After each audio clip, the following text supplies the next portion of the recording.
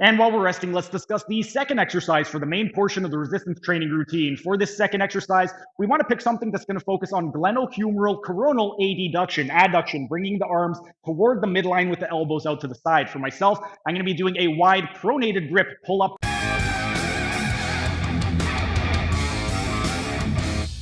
Now, let's move on to the strength training anatomy and explain which muscles are involved when performing the wide pronated grip pull-up. First, we're going to start at the scapulocostal joint. At the scapulocostal joint, we are doing a combination of scapular retraction, depression, and downward rotation of the scapula. With regard to scapulocostal retraction, so scapular retraction, that's primarily going to be the rhomboids major and minor, as well as the middle fibers of the trapezius, with some assistance from the superior and inferior fibers of the trapezius as well. And then for scapular depression, that's primarily going to be the inferior fibers of the trapezius, the latissimus dorsi, pectoralis minor, and the inferior fibers of the serratus anterior. Then, for downward rotation of the scapula, that's primarily going to be the rhomboids major and minor, as well as the later scapulae muscle and the pectoralis minor. And then moving over to the glenohumeral joint, at the glenohumeral joint, we are doing coronal adduction, pulling with the elbows out to the sides. When we do coronal adduction, that's primarily going to be the latissimus dorsi. We're going to get some of the sternal attachment of the pectoralis major, and we're also targeting the teres major.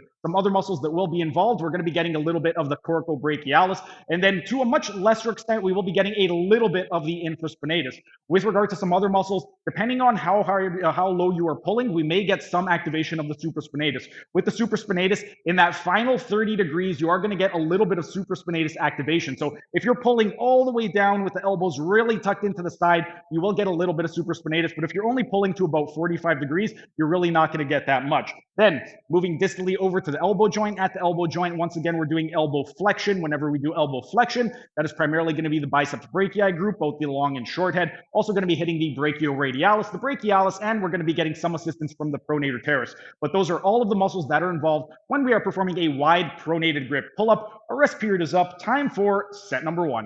That was just a tiny taste of what can be found in my members only section. If you enjoyed it, become a member for only $5 a month to get access to hundreds of member only videos.